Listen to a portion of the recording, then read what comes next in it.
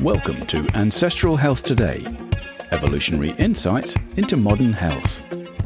Welcome to this episode of Ancestral Health Today. We have Dr. Sarah Ballantyne, PhD scientist and the founder of Nutrivore.com. Dr. Ballantyne creates educational resources to help people improve their day-to-day diet and lifestyle choices. Empowered and informed by the most current evidence-based scientific research. Dr. Sarah Ballantyne began her career as a science communicator and health educator when she launched her original website in 2011. Since then, Dr. Sarah has continued to follow the science, diving deep into immune health, metabolic health, gut microbiome health, and nutritional sciences. Dr. Sarah seeks to create a positive and inclusive approach to dietary guidance based in science and void of dogma, using nutrient density and sufficiency as its basic principles. She goes by nourishment, not judgment. Today we had a lovely conversation about everything Nutrivore, how the concept originated, what it is and what it isn't, and I am delighted to present to you Dr. Ballantyne. Welcome to the podcast. Oh, thank you so much for having me. Yes, absolutely. So let's start diving right in and talk about the work that you have been doing. You are an amazing scientist that's very well known, that's very thorough, and that people really respect. So I'm really, really excited to get to hear about your latest body of work. Oh, So thank you. Let's start with a question. What is Nutrivore? So Nutrivore is a not terribly original play on words, right? A carnivore eats meat, an herbivore eats plants, and a nutrivore eats nutrients. But really, I would describe it as a dietary philosophy where the goal is to get all of the nutrients we need from the foods we eat. And that is the beginning, middle, and end of what Nutrivore is. My challenge then is to teach you how, right? What nutrients do in the body, what foods contain them in what amounts, how to combine different foods so you're getting the full spectrum of nutrients you need.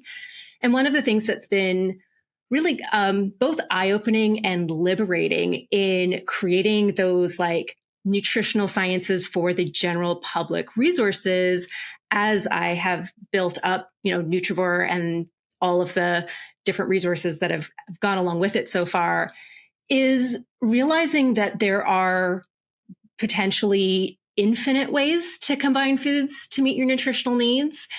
And it, to me, then creates a permissive dietary structure rather than a restrictive one. And I think restrictive diets have really run their course. They've really hit the limits of what they can do. And in fact, they are now being, they're now more like trade-off diets, right? So I'm going to trade something like my gut microbiome health for weight loss. Whereas Nutrivore as a permissive dietary structure, it really embraces whole foods and a very diverse diet. It's very plant forward, but there's no food that's off limits. So it automatically really encourages balance as well as a healthier mindset when it comes to food and kind of getting away from dogmatic approaches to diet and getting away from restrictive mindsets, which I think have come to the point where the restrictions are so severe in a lot of popular diets right now that we're just digging ourselves into an even deeper nutrient deficiency hole. Yeah, absolutely. So what is the science behind Nutrivore and how does that science relate to nutrient density? Yeah, so I think that the science is the field of nutritional sciences, right? The entire field of nutritional sciences is what underlies all of the resources that I'm creating, and very much looking at scientific consensus rather than making conclusions based on a handful of studies. So really looking at where the preponderance of evidence is. So I use a lot of systematic reviews and meta-analyses to inform my work now. So those are studies that pool together data from sometimes 5, sometimes 100 different either prospective epidemiological studies or randomized control clinical trials, depending on what they're looking at, or sometimes, one systematic review will include analyses from both. And these are studies that are designed to understand where the majority of the evidence is, because in science, it's not often clear cut, right? We are complicated biological organisms. And so often there might be like one or two studies that disagree with the other 8 or 10. What meta-analyses do is they look at the quality of the studies, how they're controlled, what the statistical power is, and then try to understand where the truth is.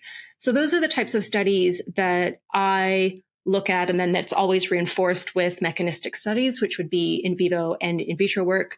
Those aren't studies that measure whether or not something happens. Those are studies that measure how it happens. So they support the epidemiology.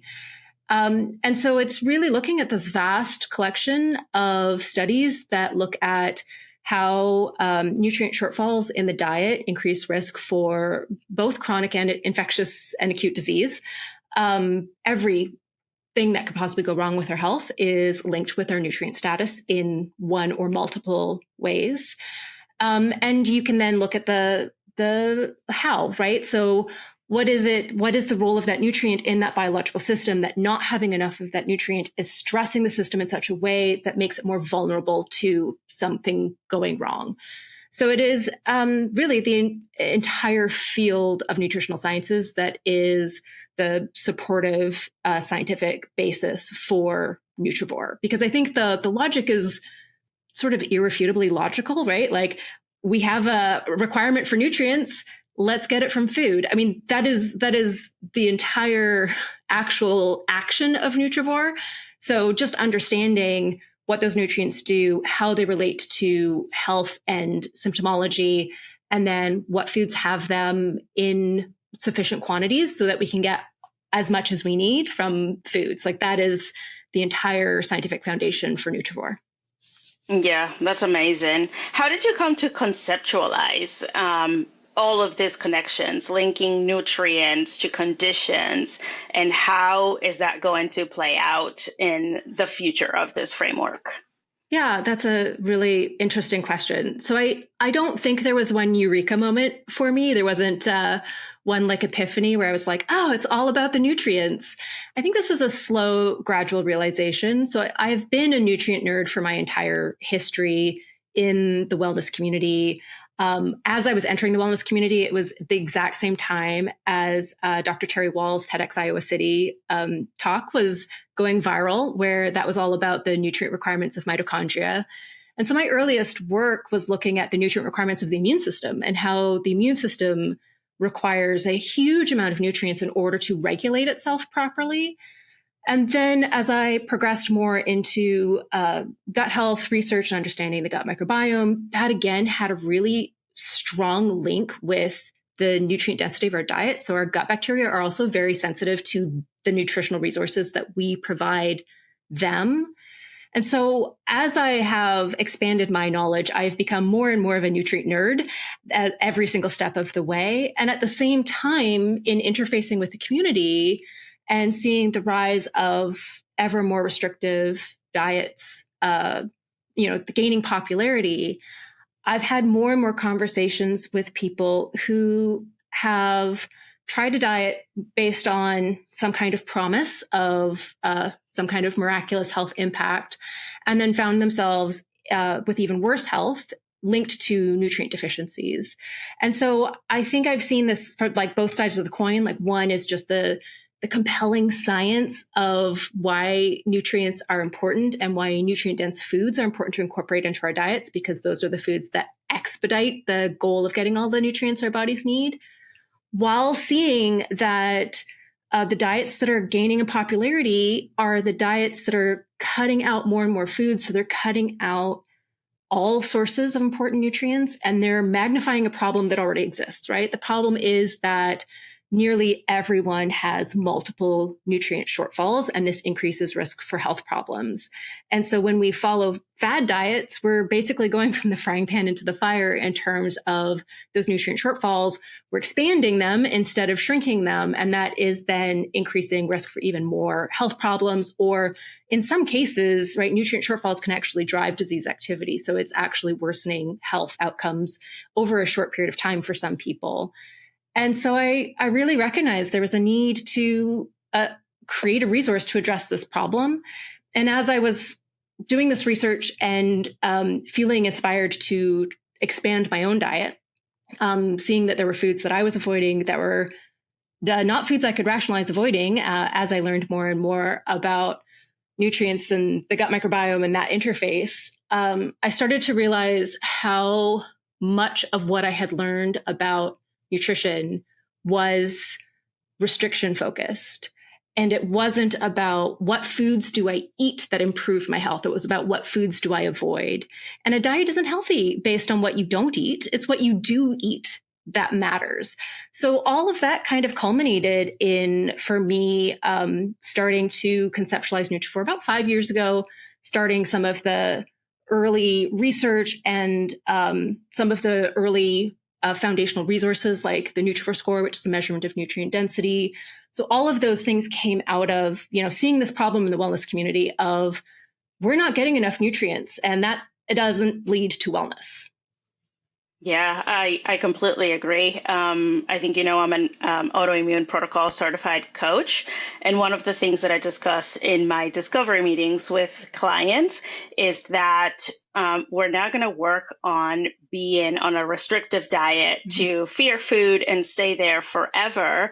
That if we're going to go that route, it means that we're going to work really hard on addressing the issues that are causing the problem so you can ultimately expand what you're doing, because understanding the microbiome and understanding immunity, that those restrictions lead to even having to go further down the road of restrictions because you're just resorting to just a very small group of foods. Absolutely. So that's really how I drive the work that I do as well. But you were very well known, or you are very well known. So how did you start making that transition from AIP to Nutrivore? How did those fears and potentially development of eating disorders, play into the work that you're doing now? Yeah. So I think, the work that I'm doing now is the very natural progression of the work that I did in the autoimmune protocol, because one of my first contributions to the autoimmune protocol was bringing in that nutrient density focus. And when I started conceptualizing Nutrivore, it was within the context of creating a tool for autoimmune protocol followers to be able to make sure that they're getting the full range of nutrients that they need. And it actually informed modifications to the reintroduction orders that I released 4 or 5 years ago now, because that was looking at the gut microbiome and nutrient density and reevaluating, these foods are actually really important. We need to try them as soon as possible. And so all of that work was happening at the same time as I was realizing that I had hit a very comfortable place in my own autoimmune protocol journey. And I was not challenging foods anymore. I wasn't trying foods anymore. And, doing this research, looking at the incredible health benefits of, for example, pulse legumes like chickpeas and lentils and split peas, and not knowing if they worked for me or not. And so I was really faced with challenging my own food fears and working to get over them. And so the first few foods that I tried went really well. I felt better when I reintroduced lentils. They became a regular part of my diet.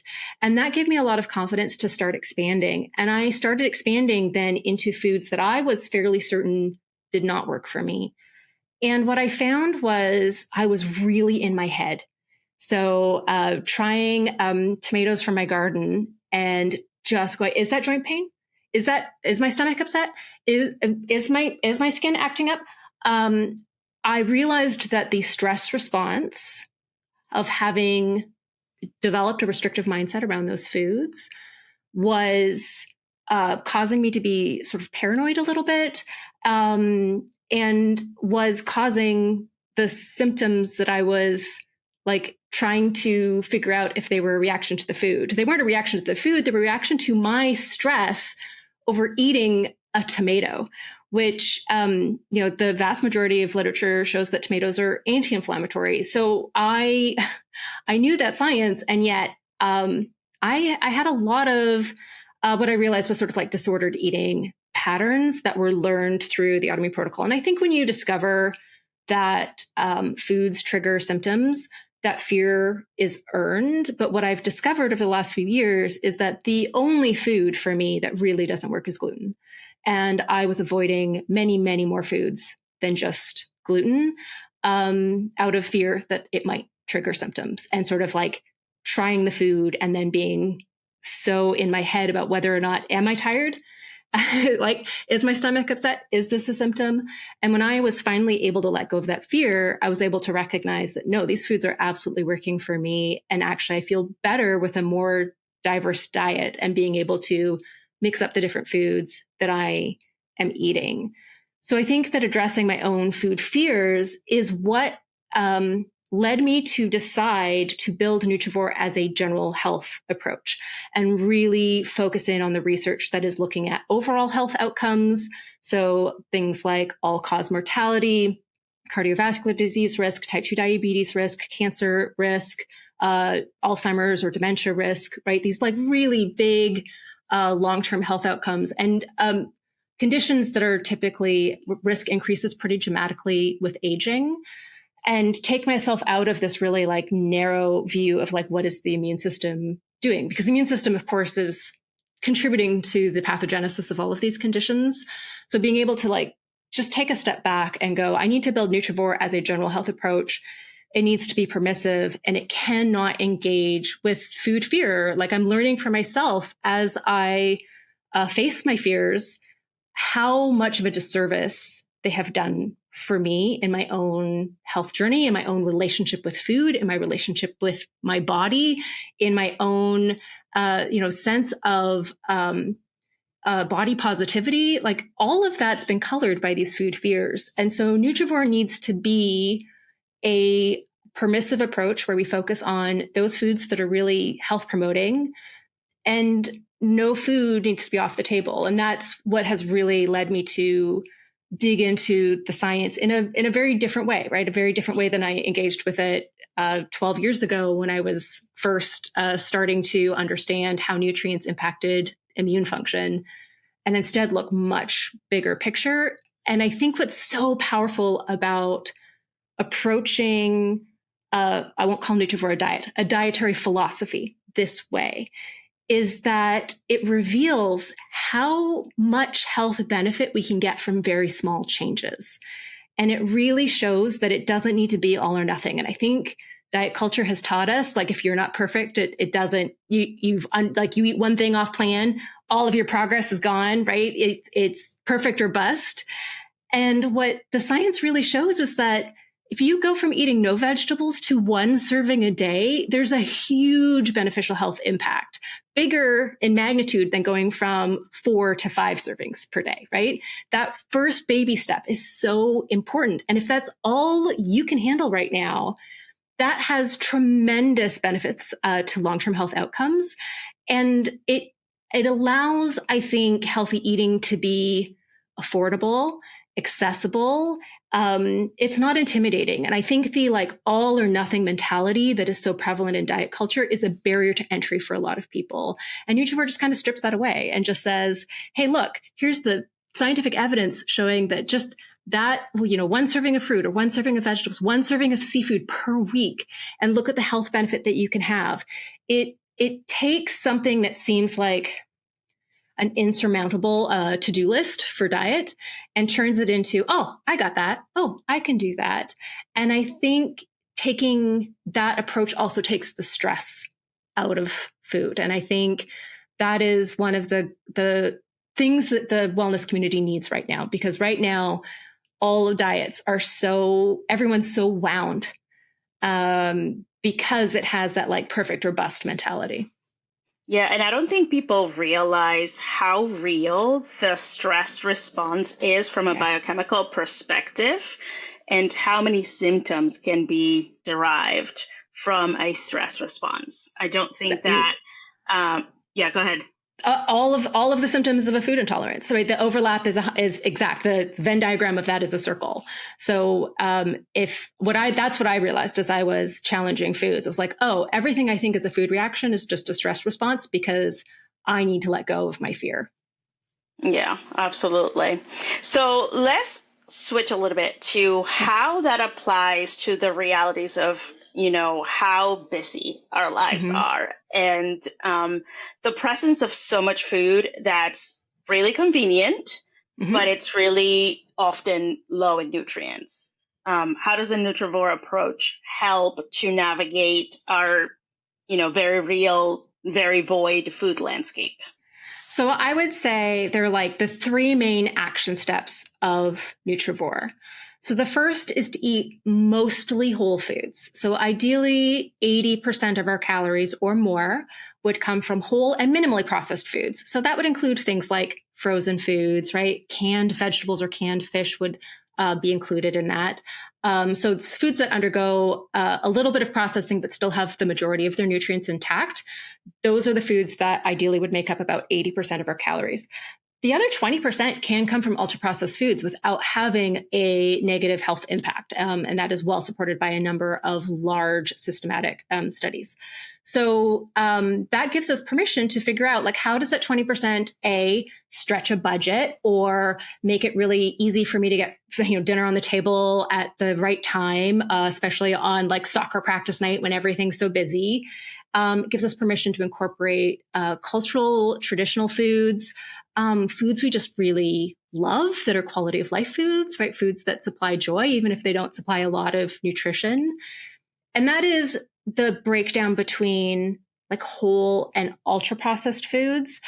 You can actually shift that blurry line if you think about nutrient dense and nutrient underwhelming foods, right? So the more really nutrient dense foods you're eating, so things like fish and shellfish, vegetables, fruit, pulse legumes, nuts and seeds, organ meat, right? The more of those foods we're eating, the more room there is for, we'll call them empty calories because that's a phrase that everyone's familiar with, but like foods that don't offer a lot nutritionally. So depending on exactly how many of these like super nutrient dense foods you're choosing, you can actually meet your nutritional needs with as little as like 30 to 40% of your total caloric intake. So that leaves a lot of room for nutritionally underwhelming foods while still meeting your body's nutritional needs. So that means there's even more flexibility to go, okay, well, rice is not a super nutrient dense food, but it's a really important food for me to cook my family's recipes, or it's a really important budget stretching food. So I can incorporate this as part of that, 40 to 50% of foods that aren't, super nutrient dense, and it's not an ultra processed food. So there's this other way of kind of dividing the line, right? So we can say 80-20 when it comes to whole foods versus ultra processed foods, but we can say 50-50 or 40-60 when it comes to really nutrient dense foods and everything else. So that's like one, right? That's one action step. The second one is just dietary diversity. Eat as many different foods as possible. And this has been studied in a lot of different ways, but studies show that it matters more how many different foods you're eating than what those foods actually are. And that it makes sense when you think of it in terms of nutrient variety. So the more different foods you're eating, the more likely you are to be getting a wider variety of nutrients, and you're less likely to have nutrient shortfalls. And especially when you think of foods like vitamin C versus polyphenols that have a lot of similar activity, right? They're both really important water-soluble antioxidants in the body. So the more different foods we're eating, the more likely it is that even if we're not quite meeting our nutrient needs for a nutrient, we are making up with another nutrient that can perform kind of the same job in our biology. So the system that needs those antioxidants, for example, is not stressed. So just eating as many different foods as possible, that refers to the whole food ingredients, not pizza and cake and cookies and crackers and bread that are all made with the same 5 ingredients, right? And then the third action is to be plant forward. So I recommend 3/4 of our plates be covered in a diversity of plant foods and 1/4 be animal foods. That tends to lead to a really good balance in macronutrients, as well as the right balance in nutrients that are predominantly found in animal foods versus nutrients that are predominantly found in plant foods. So when we take those as like our 3 main action steps, there's lots of ways we can refine Nutrivore from there. But when we take that as our sort of 3 main action steps, it makes reaching that goal of getting all the nutrients we need really customizable and really flexible, right? So now, whatever your individual challenges are, whether it's access to food, you know that canned green beans are actually slightly more nutrient dense than fresh. Frozen vegetables are typically more nutrient dense than fresh. It kind of gives you sort of permission to choose the cheaper, more accessible option. So it helps also make healthy eating affordable. And it also, I think, sets the bar at something really attainable. So, if you just think about those as like broad dietary patterns, and we get away from thinking of like yes food lists and no food lists and this like really rigid mindset in terms of food choices, I think it actually helps healthy eating fit even easier into our overall diets, because also it means you don't need to be perfect. If you really want that pizza or Oreo cookies or whatever it is, and the rest of your diet is very nutrient dense, there's no harm to our health from incorporating some ultra processed foods just because that's what we want. And so it actually helps us, I think, achieve more balance in our approach, which means that healthy eating is more sustainable over the long term because it's not a like restrict binge cycle. Yeah. So 2 follow-up questions to that. Sure. One is, the paleo and the ancestral health dietary approach has been largely geared towards, one types of food. And you mentioned that, this gives you the permission to go into more of your own ancestral foods. So my question in that regard is, what are the differences in there in terms of the nutrient density of what has been portrayed and, what may fit to a closer timeline in the ancestry of people? And 2 is, how does this ratio fit into people who are dealing with significant chronic conditions, let's say, or even, someone who is not metabolically healthy, and we know that within that framework, a lot can be addressed with food choices. So if you can answer those 2. Yeah. So I think to address the idea of ancestral eating first, right? Clearly our modern food supply is very different than what our Paleolithic ancestors would have hunted or gathered. But also, we can see, for example, evidence of oat consumption going back at least 40,000 years. Legumes have been part of the ancestral diet for upwards of 200,000 years in certain regions of the world. And so I think there's certain interpretations of the ancestral diet that don't actually reflect the paleoanthropological record. And so there's interpretations of what a ancestral dietary pattern looks like within the modern food supply that are, again, a restrictive mindset. They are creating arbitrary boundaries around foods that are not supported by the scientific evidence and don't continue to follow the scientific evidence as new studies are performed. And I think one of the things that does us a disservice is this idea that foods nowadays are empty shells nutritionally compared to what they were before agriculture.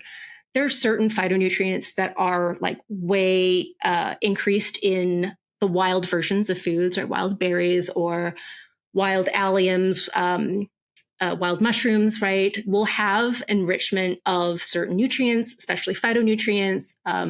Wild mushrooms can have more of the amino acid ergothioneine, but the amount that our body needs is extremely attainable from the versions of those foods you're going to get at the grocery store.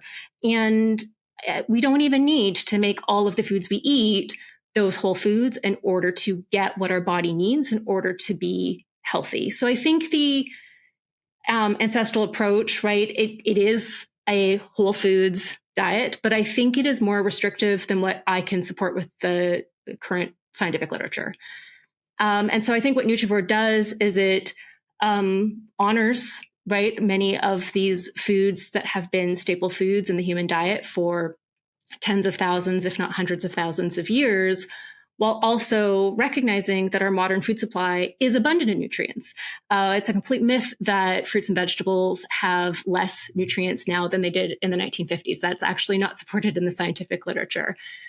So we get to recognize that our modern food supply does have enough nutrients if we know how to choose foods from it. Obviously, it's very nutrient void if 70% of our calories are coming from ultra processed foods, as the standard American diet now does. So I think it honors the modern food supply while also recognizing that you don't need to eat this like perfect whole foods diet in order to get all of the nutrients that you need. In terms of people with chronic illness, right, a lot of chronic illnesses are associated with nutrient deficiencies that are big enough that it's really hard to bring levels up without supplementation or without addressing issues like digestion, right? So if you're talking about somebody with ulcerative colitis or Crohn's disease, it's really hard to overcome nutrient insufficiencies and deficiencies because absorption of those nutrients is much lower compared to somebody without those conditions. So in the case of chronic illness, there's always some tweaking that can happen. And that's going to be individualized, and it's going to be something that people work on with, an AIP certified coach or a registered dietitian or a nutritionist or a doctor. And so I think that the great thing about Nutrivore is it still respects individual intolerances, allergies, sensitivities. Because there's no list of yes foods and no foods, it is a diet modifier. It is a way of understanding foods that you can apply to your preferred diet. If you love the paleo diet, you can apply Nutrivore principles atop of the paleo diet, and it gives you an additional knowledge base and an additional lens through which to view foods and help inform food choices within that dietary template. If you want to follow the autoimmune protocol, Nutrivore is a fantastic set of tools for making sure that you don't have nutrient shortfalls in the elimination phase, while also guiding decisions through reintroductions and into the maintenance phase. So Nutrivore is not, it's not against other dietary templates that might be used therapeutically for chronic illness. Instead, it actually helps us get more therapeutic power out of these other diets because it helps us to avoid nutrient shortfalls. Oh, that's wonderfully said. And I was going to ask you if there was one myth that you wanted dispelled from that transition. I think this really answered that question in a great way. Yes, absolutely. So I know that you've been doing an amazing job with the Nutrivore website. I had a chance to look through it, and I was literally floored because there is so much great information. But before we go there, a little tangent. A little bird told me that you love to forage, which I do as well. So fantastic. Can we get a little bit into what got you into foraging? So I used to forage as a kid. So we grew up super poor, it's very poor. So as a 4-year-old, I was sent out alone with my 2-year-old brother we lived in townhomes. So we were sent out into the green spaces between the townhomes to pick Boletus mushrooms. So I don't know, I don't remember a time before I knew what boletus mushrooms were and how to forage them. There was salal berries, huckleberries, wild blackberries where I grew up, and we would go for walks with like empty buckets and just go pick berries. I knew what wild ramps were as a very little kid. Wild garlic I knew. We used to plan camping trips over the summer to great places to pick chanterelle mushrooms. We didn't, where I grew up, there weren't a lot of puffballs, but when we found puffballs, my mom would get so excited. It was like so Christmas. Yes. Yes, absolutely. And so foraging was like part of my childhood. Like we would go to the park to pick dandelion greens to have greens for dinner. And then we also grew a lot of food. And I grew up near the Pacific Ocean. So we would also go down to the water and pick mussels if there was no red tide, or if sometimes there was one beach that had oysters, although there usually wasn't a ton of them. So it was just something that was like part of my childhood due to like the combination of poverty, but also having a family that was full of like amateur naturalists and just like nature nerds in general. And then it's something that like as I went, to college and to grad school and moved away from home and got married and had kids, it was something that wasn't really part of my life until I got my dog 3.5 years ago, right before the pandemic.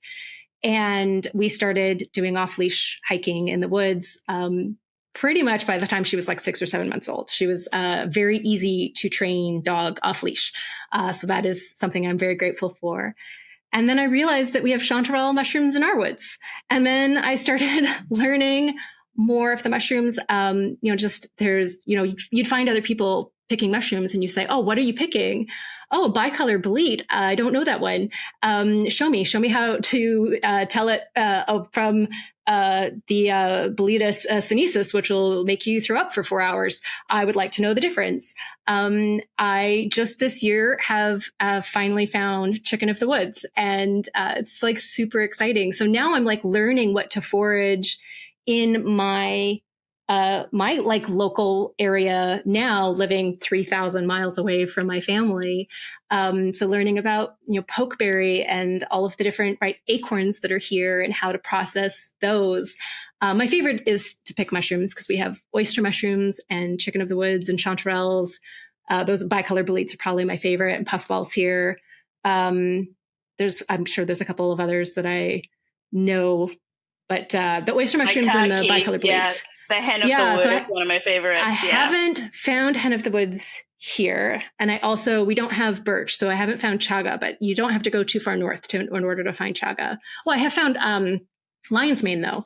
And that's a very exciting day when it's like low enough that you can reach it, because most of the time when you find lion's mane, it's 30 feet up and you just look at it longingly. But yeah, it's been a wonderful, so I would call myself an opportunistic forager. I don't usually like plan a trip around foraging, but I just go for a hike in the woods every morning with my dog. And when I see something that I know is edible that I am excited about, then I pick it. So I have like a hiking backpack that I bring every single day. I mean, it's got like the leash and the dog poop bags and all that stuff in it, water and a layer. But it also always has like a pocket knife and a mushroom bag and like my foraging supplies just in case. Yeah, a telescoping pole so you can get something from, high up. Yeah, it's a great one to have. That is not something I don't know why I haven't put a hiking pole in my backpack. We have coyotes in the woods here. I mean, I think coyotes are now just everywhere. And every once in a while, they decide that my dog is breakfast and they follow us in the woods. Yeah. And we had them sneak up behind us on the trail a few months ago now, like 15 feet behind us. Like it was scary. And I have a whistle and I have bear spray as well in my backpack for the coyotes. And for like a week afterwards, I carried a hiking pole sort of as an additional, just something to swing around at the coyotes because they were definitely out and about for that week. But yeah, that is a great idea. I'm just going to strap that onto my backpack and that will become a normal part of the extra gear that I carry around every morning just in case. Yeah, it's really helpful. And I'll also send you a big chunk of chaga that I have.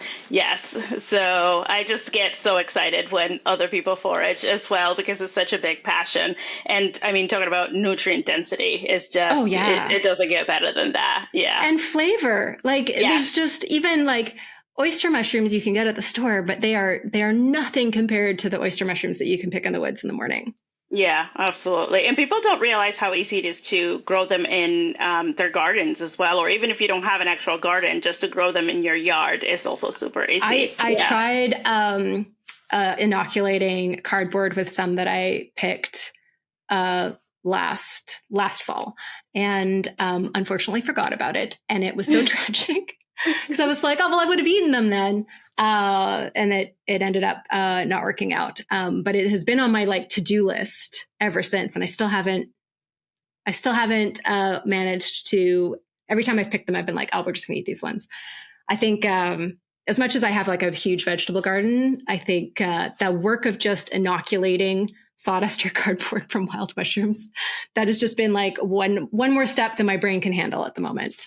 Yeah, yeah. Wine caps are really easy, so that's one to start and with. I've heard you can get. So I've never found wine caps in the woods here. I know what they look like. I don't know if they grow locally, but I've heard. I mean, it's also the spore is pretty affordable to purchase. I've heard. Yeah. Yes, it is. So we went on a wild tangent there, but I am sure that people who appreciate nutrient density will appreciate the conversation because it's really fun, and you're fulfilling two goals at once. You're getting your food, you're also enjoying the time that you're doing it. Yeah, exactly. Absolutely. All right, so let's take advantage of the fact that we have a video podcast and take a tour of the Nutrivore website, because I think that once people realize how amazing it is, they're going to be going there for a lot of information. I'm so excited. All right, so I will share my screen. So for anyone who's just listening to the audio, I will try to be as descriptive as possible of what the Nutrivore website looks like. But this is the homepage. It's just Nutrivore.com. You can Google it. Google understands what Nutrivore is now. And on the homepage, there are these icons that will link to different sections of the site. So I think of the resources that I'm creating as filling certain types of goals. So one is just understanding what nutrients do in the body and why they're important and how much of them we need. The other one is understanding what foods contain those nutrients, what are the best sources of those nutrients, and then what foods are the most nutrient dense, and then also supplying recipes and like practical tools for being able to like enjoy these foods, because when we enjoy healthy foods, we eat more of them. So the first section that I want to show you is called Nutrivore 101.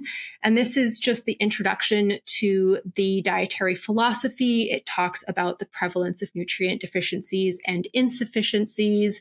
It talks about why it's preferable to get nutrients from foods compared to supplements, and common nutrient shortfalls in popular diets.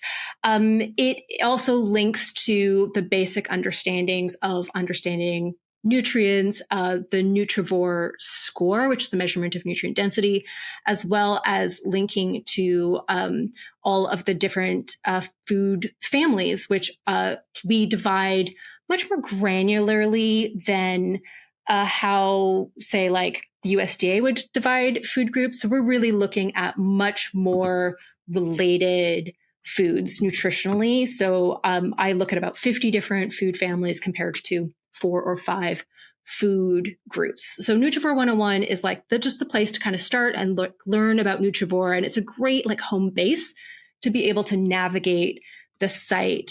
The Nutrivore score explains everything that goes into this calculation. It is a measurement of nutrient density that incorporates 33 nutrients into the calculation. And this page basically explains the methodology, the history of nutrient profiling, One of the things that happened when I was first developing Nutrivore is my initial intent was to choose a nutrient profiling method that was already out there, that already existed. And I discovered pretty quickly that I didn't like any of them, that they all had some kind of like, it was great, it was great, it was great. And then why did you make that choice? So I ended up developing my own. It's based on the Nutrient Rich Food Index algorithmically, but it uses a much wider collection of nutrients. So that is what is explained on the page that's called the Nutrivore score. And then the Nutrivore score search is where you can search the entire database of about 8,000 foods. It's also a very smart search. So you can search for a food and it will give you like every food that has that in the description, but also if you misspell something, it will understand that you misspelled it and it will rank the results by Nutrivore score. So you can see the most nutrient dense options of whatever that food is. And know that there's like multiple different variations typically within this database. So for carrots, you're going to have fresh carrots, boiled carrots with salt, boiled carrots without salt, canned carrots, carrot baby food. You're just going to have many different options to look at, but you can search the Nutrivore score database for free. And then under nutrients, this is our like nutritional sciences education. I've lost track of how many articles there are under this. They're divided by nutrient type. So carbohydrates, proteins and amino acids, lipids, and fats and fatty acids, vitamins, minerals, and phytonutrients. And then each one of these categories has an individual article for each nutrient. So let's say you're very interested in folate. So you can click on the article for folate and learn all about it. Learn, for example, like why it's important in pregnancy. You can learn about the difference between folate and folic acid. You can learn about why it's important in cardiovascular disease and cancer and neurodegenerative disease, and a little bit about folate metabolism disorders, what folate deficiency looks like. And then every single one of these articles lists the best food sources, which have 50% or more of the daily value per serving, and good food sources, which have between 10 and 50% of the daily value per serving of those foods. And then you can link directly to each one of these food articles and understand a little bit of the history of the food, what nutrients it contains. And then we have tables of the nutrients as well as visual representations of the nutrients they contain. So these graphs here show visually the vitamin and mineral content in relationship to the daily value present in one serving of, this is the pomegranate page. There's lots of really beautiful graphic summaries of the information. And then there's also the understanding of the health benefits of the nutrients for which this food has the most of, right? So pomegranates are really good sources of copper, of polyphenols, and of fiber. So a little bit of explanation of why those nutrients are important. And then you can link back to the nutrient articles from there. You can also just jump straight to foods, either in the nutrient facts section or in the foundational foods. So nutrient facts are just organized by nutrient density, so by Nutrivore score, and under foundational foods, they're organized by food family.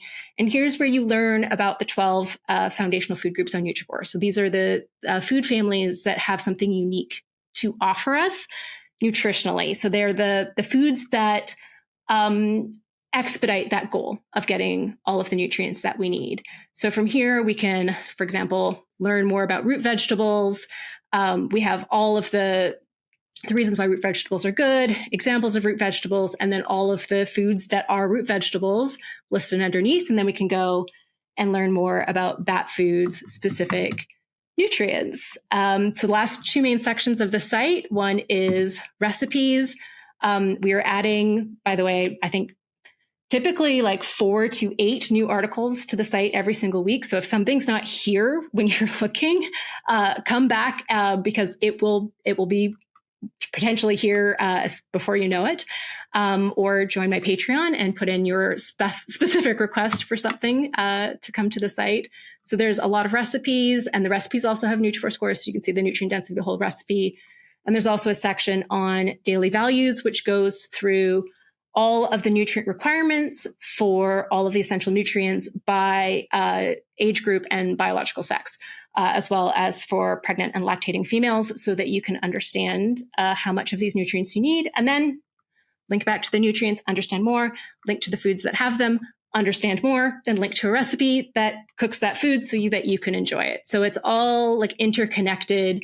And there's many more like corners of this website that are planned for the future. So we're hoping to, in the next few months, have sections on chronic conditions and how those link to diseases. And then you can link to chronic conditions, how those link to nutrients, and then which foods have those nutrients. So that gives us like yet another way to link all of this information between our health as well as the practical part of following the diet. At the top in the menus, there's Learn, which is basically, I'll start here, Practice, which is very practical focused resources, Master, which is for the super nerds who want to dig into it very deeply, and Join is the most important tab for me to point out, because this is where you can get 5 free guides when you sign up for my newsletter. And this is where you can link to me across social media, as well as find links to my Patreon.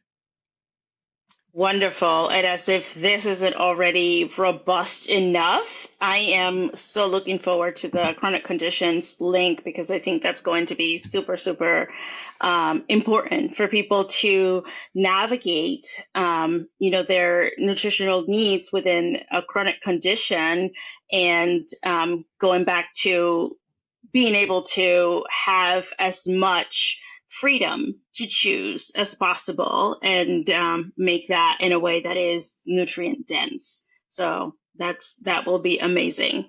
One thing that I wanted to touch up, I know that we're coming up on time, but I wanted to really address the needs of our growing generations and the younger populations, right? Because they are experiencing disease at a younger and younger age. And I wanted you to help parents, again, navigate the reality of how busy our lives are and how much falls under the responsibility of the nuclear family to care for kids, but also understanding how important it is for kids to have that foundation and nutritional base early on in order to minimize, risk in the future. So if you can speak to that.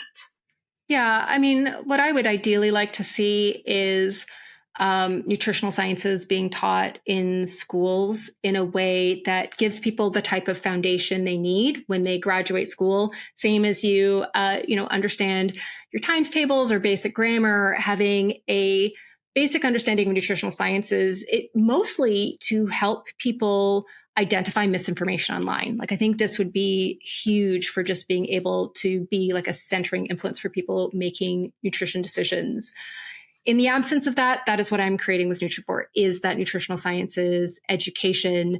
I have a book coming out in May called Nutrivore, which is a great intro to all of these different concepts and really highlights specific connections between nutrients and chronic conditions and symptoms. So it's very, it really brings this whole thing into a very personal light.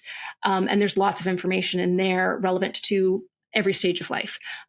So a great place to start for parents to understand nutrients, to be able to teach their kids. The number one thing that I would recommend as a mother of 2 teenage daughters is to take a step back from labeling foods as healthy and unhealthy. That is how they are taught my plate right now in school, is these foods are healthy and these foods are unhealthy. And there's a lot of psychology research that shows that when you restrict foods, when you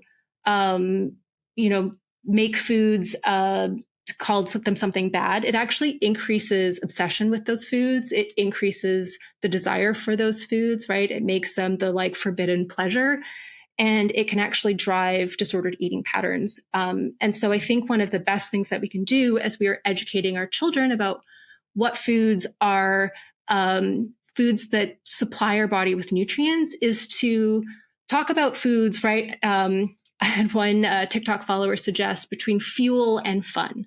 Fuel foods supply nutrients and fun foods supply joy. And to not say that one is better than the other, but that we actually need both and we need them in the right proportions, right? A lot more fuel foods than fun foods. And I think if we can take that, I think that approach is really hard for us as adults who have so much diet culture judgments of foods ingrained. But at the same time, I think it's a major part of looking at our own biases and the misinformation that we have been following for so long to help teach our kids a more balanced approach to adopting a healthy diet so that they don't fall for the same things that we have as they grow and start to make their own food decisions. And I think that too, when kids are taught to, or, they are facilitated in eating nutrient dense foods, that those foods also become the fun foods because, I grew up eating these things. And if you put a plate of liver and mushrooms in front of me, to me, that's a lot of fun. I am enjoying eating the heck out of that. So yeah, it's true. It makes a huge difference how you grow up eating in terms of what you choose and enjoy as an adult. Yeah.